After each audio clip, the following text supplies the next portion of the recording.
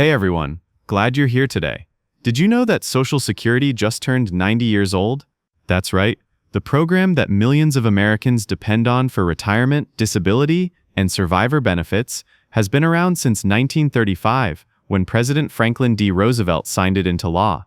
It was designed to make sure workers who spent their lives paying into the system would have something to lean on when they could no longer work. And over time, it's become one of the most important safety nets in American history. Now here's the big headline that's got everyone talking. On the anniversary, former President Donald Trump signed a proclamation saying that Social Security is a sacred promise. He declared that under his leadership, the program is being renewed, modernized, and even protected from taxes.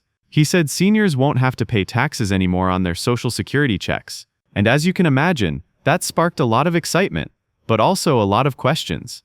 What does it actually mean? Is it real relief for seniors or just symbolic talk? That's what we're going to break down in simple terms today. Before we dig into it, I'd really love to hear from you. What role does Social Security play in your life? Is it your main income in retirement, or just a supplement to other savings or pensions? Let me know in the comments, because everyone's experience is different, and it helps us understand how these changes really land in the real world. And of course, hit subscribe if you want to keep up with these updates, because this is one of those stories that doesn't end with just one announcement. So let's go back to what Trump actually did. On August 14, 2025, the 90th anniversary of Social Security, he signed a proclamation. Now, a proclamation isn't the same as a law. It doesn't automatically change how money is collected or paid out. Instead, it's more of a statement, a way of sending a message. But he used that moment to highlight some changes his administration says are already underway. He said when he came back into office, Social Security was a mess. He pointed to long wait times at offices, people sitting on hold for hours, and disability claims piling up for months. And honestly, if you've ever tried calling Social Security, you probably know what he's talking about. The system has often felt slow and outdated. To fix it, he appointed Frank Bisignano, a former private sector executive, to head the Social Security Administration. Trump praised him as someone who knows how to fix broken systems and bring in new technology. Bisignano himself said they walked into offices that were understaffed, overloaded, and running on technology from decades ago. His team claims they've shortened wait times, answered calls faster, and cut down on the backlog of claims. If that's true, that's a real improvement for seniors who've been waiting on answers or stuck in the system. Another piece of Trump's proclamation focused on fraud. He said his administration had removed hundreds of thousands of undocumented immigrants from the rolls and cleaned up records that listed people supposedly over 160 years old. His words were no illegals, no fraudsters, no fake accounts. Basically, the message was that Social Security money is for seniors who earned it, not for phony claims. Now, critics push back here. They argue that many of those so-called super old records were just clerical errors, not actual fraud. And while fraud does exist, it's usually on a much smaller scale. But whether you believe his numbers or not, the message about protecting the integrity of the system is one that resonates with a lot of people. Trust is just as important as the checks themselves. If people don't trust that the system is clean and fair, then they start worrying about whether their own benefits are safe.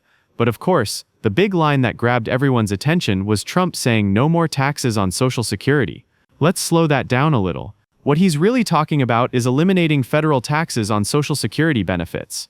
And according to his team, that was included in a larger bill he calls the One Big Beautiful Bill, which has already been signed into law.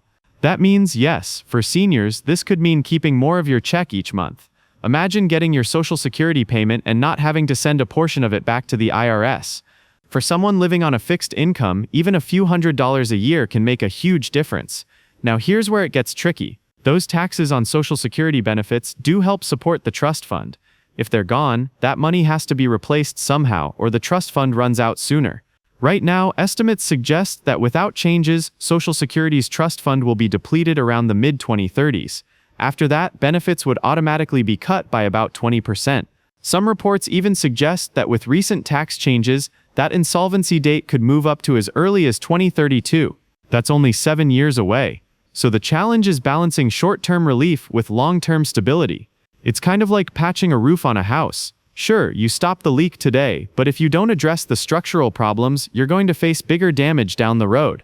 Trump's argument is that a strong economy will carry Social Security forward. He says tariff revenues are filling the government's pockets, the stock market is soaring, and retirement accounts are doing well. His pitch is that a growing economy naturally strengthens programs like Social Security.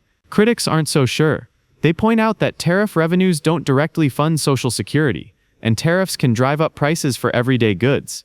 That means while the government might collect more money, families could be paying more at the grocery store or the gas station. It's not as simple as money in, money out. There are ripple effects that need to be considered. At the same time, Trump's proclamation was about more than policy. It was about symbolism. He tied himself to the legacy of Franklin Roosevelt, who created Social Security 90 years ago. Roosevelt called it a promise to protect seniors from poverty. Trump is saying he's protecting and modernizing that promise for today. Whether you agree with him or not, the ceremony was as much about reassuring seniors as it was about announcing reforms. It was a campaign message too, making it clear he wants seniors to see him as their defender. But here's the other side. Many Democrats and independent analysts say the reforms Trump points to, like fixing wait times or cleaning up records, are good steps, but they don't fix the bigger financial cliff. They argue that unless Congress acts, whether by raising the payroll tax cap, adjusting benefits, or some mix of changes, the system still runs out of money. They also say eliminating taxes on benefits might feel good now but makes the future problem worse. And some even accuse Trump of inflating fraud numbers to score political points, which could end up undermining trust instead of rebuilding it. And here's where it gets complicated. On the one hand, Trump says he'll protect Social Security forever. On the other hand, some of his advisors, and even a few Republican lawmakers, have floated ideas like raising the retirement age, changing cost of living adjustments, or even phasing down the program. Those kinds of changes would directly affect benefits. So seniors are left wondering, what's the real plan? Protect Social Security as it is, or reshape it in ways that could cut benefits? What's clear is that Americans remain deeply committed to Social Security. Poll after poll shows people want to preserve it, even if they disagree on how to do it. Some want to lift the cap so high earners pay more into the system. Others say wealthier retirees shouldn't collect as much. And still others think partial privatization could help. But almost no one says get rid of it altogether. The debate is about how to fix it, not whether it should exist. The real question is whether what we're seeing is the start of a genuine renewal, or just a temporary reprieve.